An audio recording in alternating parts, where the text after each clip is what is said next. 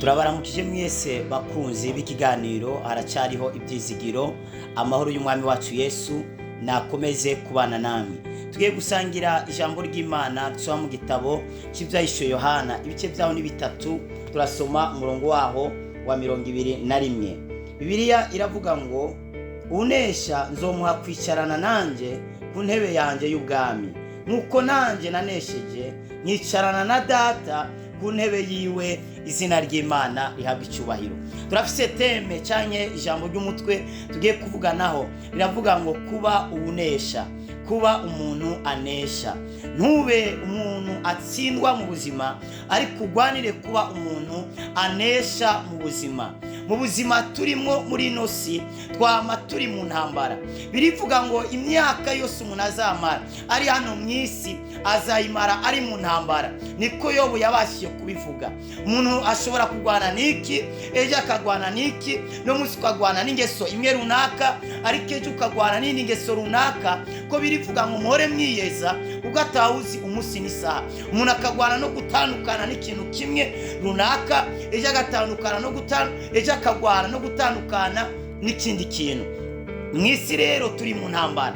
Rero intambara turimo ni intambara yo kwizera, ntabwo ari intambara y'umubiri yo kugwana n'abantu, ntabwo ari intambara y'imbunda y'amasasu y'imipanga cyangwa y'ibitutsi n'ibindi. Turi mu ntambara yo mu buryo bw'imhemu. Rero kuba ari intambara yo mu buryo bw'imhemu igwanwa mu buryo bw'imhemu nyene. Kubona umukristo ariko akubita umukristo mugenzi we aba ariko agwana mu mubiri. Mwene so nagutuka ukamusubiza ntabwo ugwanye intambara neza, ariko uyigwanye mu mubiri ugwanye nabi. Muyandi majambo uratsinzwe. Ariko nagutuka ukamuhezagira nukuvuga ngo ugwanye neza iyo ntambara. Mwene so nakugirira nabi ukamugirira neza, iyo ntambara uyigwanye neza. Ko bivuga ngo guhora ntabwo ari ukwacu, uguhora n'ukw'Imana. Nivyo yakugiriye nabi, nivyo yakurenganije, ariko kuba yakurenganije we ntabwo abibona, kumuri abantu ntibabibona, ariko mu ijuru ari Imana ibona ko warenganijwe.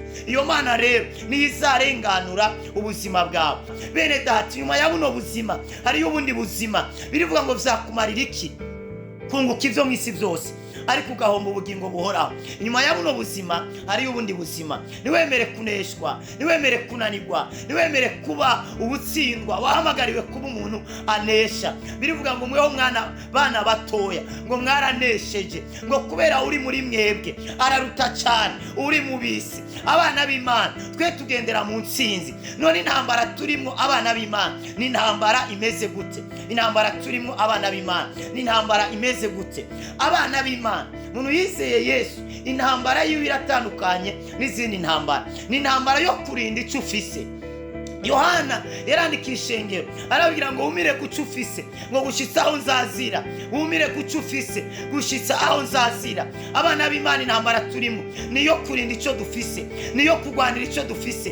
Kubera Satani ni gisuma n'umujura. Birivuga igisuma nikizanywa n'ikindi atari ukwiba no kwica no guhonya no gutikiza. Ngariko jewe nasawe no kugira ngo muronke ubuzima, muronke busagutse, muronke busesekaye. Satani misiyo yiwe niyo kwiba, ariko Yesu misiyo yiwe niyo kuguha ubuzima bwiza kandi busagutse busesekaye. Wemere kuba umuntu anesha, niwemere kuneshwa mu buzima. Nugira divorce uzabuneshejwe, nunanirwa no guheba ikangeso runaka uzaba uneshejwe. Birivuga ngo ntukemere kuba umuja w'ikintu na kimwe. Turabaja b'umwami wacu, turabaja ba Kristo Yesu. Paulo avuga ngo jewe imbata ya Kristo, umuja wa Kristo. Ntabwo tujakariye icyaha, ntabwo tujakariye imibiri kugira ngo dukore ivyishaka, ariko tujakariye Kristo kugira ngo dukore icyo umwami wacu Yesu agomba. Kuba umuntu anesha. Mu gitabo cy'Abanyefeso ibice byaho bitandatu were ku murongo waho wa 10 ukageza ku 17 hari amakuru ahavuga ibigwanishwa by'umukristo cyangwa yokoresha mu ntambara. Uze kuhasoma, je ntabwo ngiye kuhasoma, ariko ndakubwira ikigwanisha cya mbere Bibiliya yatubwiye umukristo ategerezwa kwitwaza. Icya mbere ni ukuri. Umukristo akwiriye kugira ukuri indani muri we. Ukaba ukeneye kunesha urugamba, wiyambura ikinyoma mu buzima bwawe.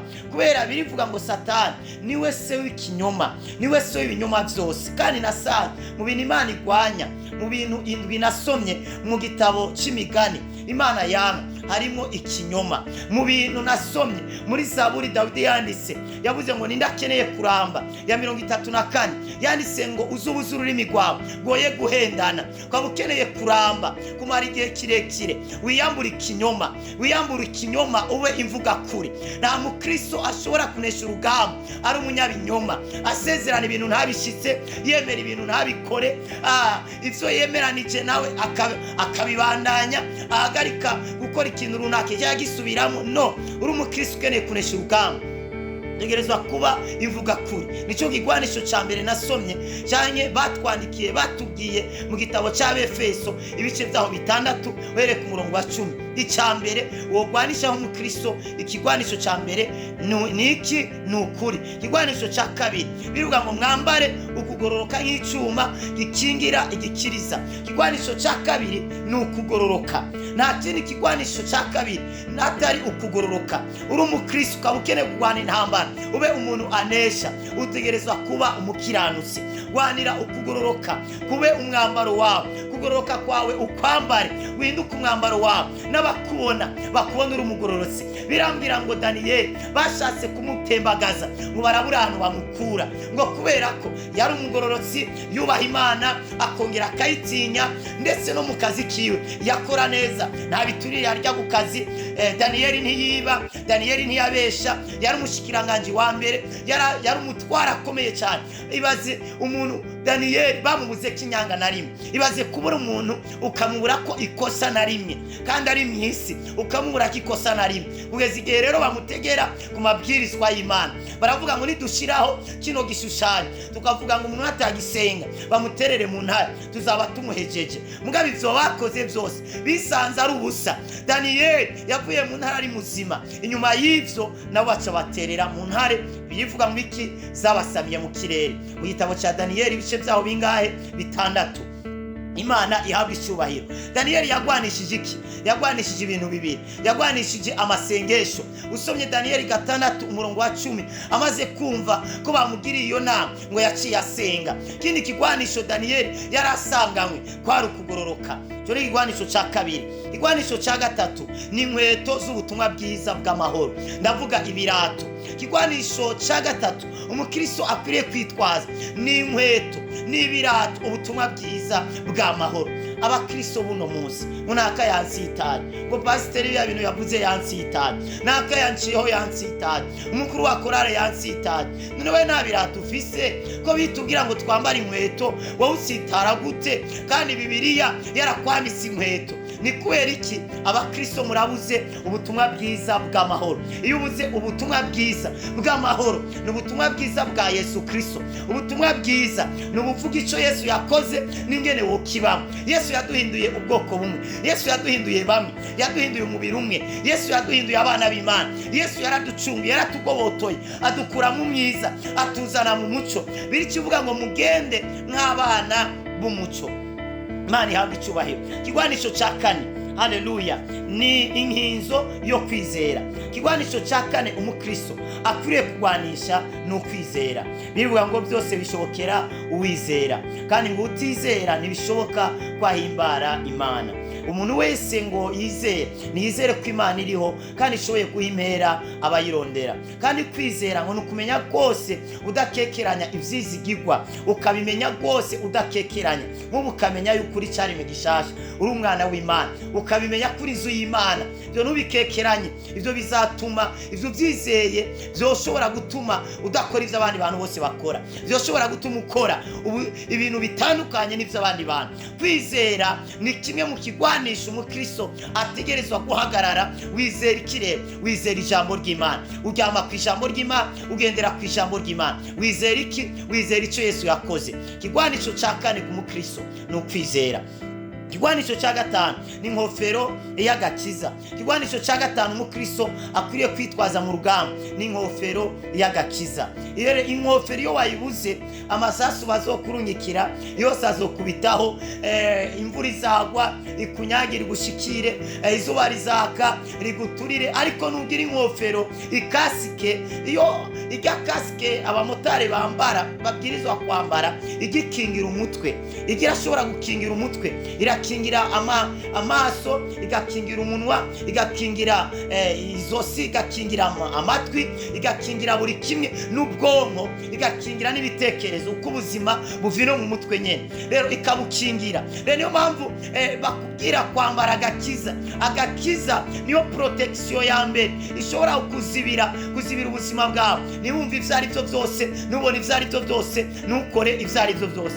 Iki agakiza. Imana iguha umugisha. Kini kigwanisho cya gatandatu ni inkota ya mpwemu yera. Inkota ya mpwemu yera. Rero umukristo ategerezwa kugira inkota ya mpwemu yera. Niki utegerezwa kuba ufise inkota ya mpwemu yera, ari ryo jambo ry'Imana. Umukristo ategerezwa kuba afise ijambo ry'Imana. Wa mukristo udasoma Bibiliya uzanesha Satani gute? Satani igihe aza kuri Yesu ntibagwanye. Yesu niyaciye asenga rikarababa yarabane, niyasenze mu ndimi, niyasenze yirukana toka shetani, toka daimoni. Ntabwo yamwirukanye, ahubwo baganiriye baciye he? Baciye mu ijambo ry'Imana. Satani arazi Bibiliya. Rero mukristo uri kuranyumva urakwiriye kumenya ijambo ry'Imana. Turafise abantu benshi bayobeje abantu benshi bakoresheje ino Bibiliya. Urabona iyi Bibiliya ibisa amabanga menshi. Hari abantu bayobeje abantu, batakaje abantu, basubije abantu inyuma bakoresheje ino Bibiliya. Mukristo uri kuranyumva, ijambo ry'Imana rigwire muri wewe. Impamvu tutabona ibitangaza mu ishengero nuko ijambo ry'Imana rirabuze mu ishengero. Ariko birivuga mu gitabo cy'Ibyakozwe n'Intumwa 19 ngo maze ijambo ry'Imana rigwira muri Efeso. Imana ikoresha amaboko ya Pawulo ibitangaza biteye ubwoba. Kubera iki? Ijambo ry'Imana ryari rigwiriye. Ijambo ry'Imana nirigwira muri wewe, Satani nazagushobora. Uko wegera Imana niko Satani aba kure yawe. Twegera Imana biciye mu ijambo ry'Imana, twegera Imana biciye mu gusenga. Satani ruzamunesha indani muri yatajambo ufise. Dawidi agiye ku rugamba yagiye atwaye amabuye. Rirya buye yakoresheje mu kunesha Goliyati ryari iki? Ryari ijambo ry'Imana. Ijambo ry'Imana ryo uzakoresha mu kunesha Satani, mu kunesha ibigeragezo. Ijambo ry'Imana. Imana iguha umugisha. Ikindi kigwanisho cya nyuma cya karindwi ni ugusenga Imana. Kwiriye kuba umuntu asenga. Yesu yaravuze ngo musenge nimuje mu mosha mabi. Umukristo asenga amosha mabi na murongo. Umukristo ari mu masengesho Satani abakureye. Urakwiriye kuba rero umuntu anesha, niwemere kuneshwa. Bino bigwanishwa 8 tuwegeye kuvuga ubikorereho, Satani ntazatora ubuzima bwawe. Imana iguha umugisha. Wahamagariwe kuba umuntu anesha, ntabwo wahamagariwe kuneshwa na biriya abisi bakora. Ni wahamagariwe kuneshwa navyo.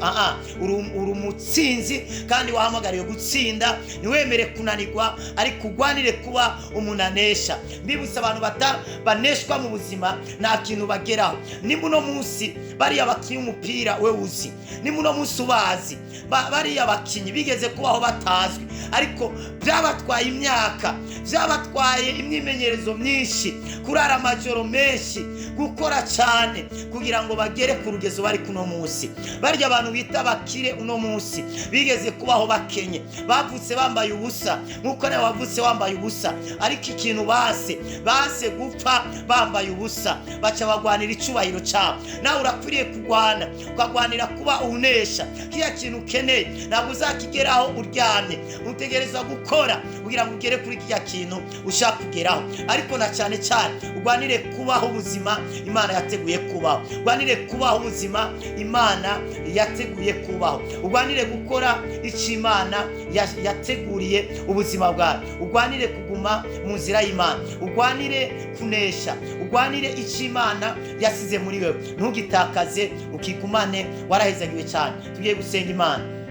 Data, mu izina rya Yesu ndasengeye umwere data, birashoboka ko yaneshejwe mu buzima, hari ibyamunesheje, hari ibyamushize hasi, hari ibigeragezo yahuye nabyo birangira atsinzwe, birangira akubiswe hasi. Ariko ndamusengeye mu izina rya Yesu, umuhe kunesha ibigeragezo, umuhe kunesha intambara ariko aracamo.